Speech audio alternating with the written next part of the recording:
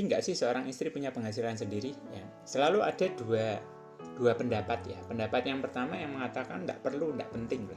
Nah, ini biasanya yang menyatakan pendapat ini kelompok pengusaha yang sudah sukses ya, bisnisnya sudah maju ya, sudah berkembang luar biasa. Atau kelompok yang suaminya karyawan, yang karirnya juga kebetulan bagus, jadi manajer atau direktur di sebuah perusahaan, tunjangannya juga oke, sudah bisa nyicil rumah, nyicil mobil, ya semua biaya-biaya kesehatan juga ditanggung oleh kantornya. Mereka bilang nggak perlu, kamu di rumah aja ngurus anak. Nggak salah juga ya, karena kalau anak dibesarkan oleh asisten rumah tangga, dibesarkan oleh babysitter, karakternya yang masuk karakter siapa? Bukan karakter orang tuanya ya. Anak yang dibesarkan oleh kakek nenek biasanya juga akan cenderung lebih manja. Entah kenapa kakek nenek itu kalau sama anak sendiri tega, tapi kalau sama cucunya nggak tegaan ya. Nah, itu yang terjadi. Nah, pendapat yang kedua ada yang mengatakan penting ya. Kenapa kok penting? Ada beberapa alasan. Yang pertama, kalau istri punya penghasilan sendiri, dia bisa backup penghasilan suaminya yang sedang bermasalah ya. Mungkin dia karirnya lagi surut ya, dia bukannya dipromosi tapi malah degradasi, atau mungkin bisnisnya sedang bermasalah, lagi ngedrop omsetnya. Kalau istri punya penghasilan sendiri, dia bisa backup minimal ada tambahan lah untuk membiayai kehidupan keluarga.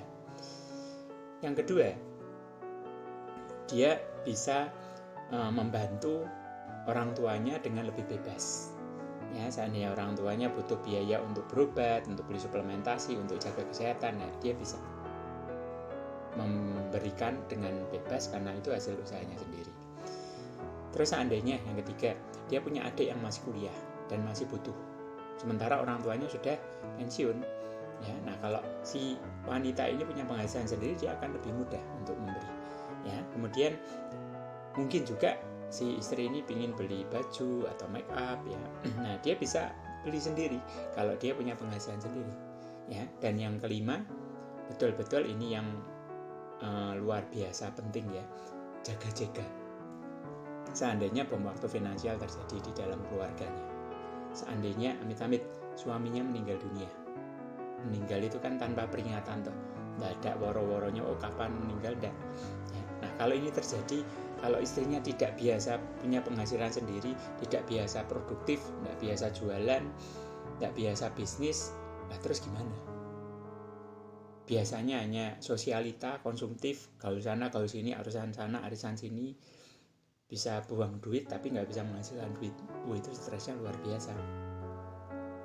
Suaminya meninggal, udah sedih ditinggal suami, masih sedih harus memikirkan kelangsungan hidup dirinya sendiri dan anak-anaknya.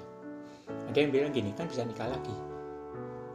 Iya sih ya, cuman kan tetap melihat-lihat kan, hitung-hitung kan, ini anaknya berapa, misalnya anaknya 5, masih sekolah semua, masih masa pertumbuhan, makannya lagi banyak-banyaknya, dan mungkin secara fisik juga sudah tidak menarik lagi. Nah, ini kan tidak mudah ya menghadapi masalah realita hidup seperti ini ya.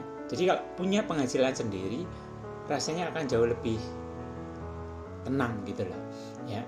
Punya 2 sumber income itu akan jauh lebih baik ya. Tetapi Anda ingat, penghasilan sendiri itu tidak selalu bekerja di perusahaan, tidak selalu jadi wanita karir ya. Penghasilan itu kan bisa dari hasil Anda jualan, hasil Anda sebagai profesional, Anda dapat fee ya. Sekarang toh banyak alternatif bisnis online yang bisa dikerjakan di rumah sambil Anda tetap nungguin anak Anda ya. Anak Anda tetap terkontrol, terpantau, waktunya dengan Anda banyak, tapi Anda tetap bisa produktif ya.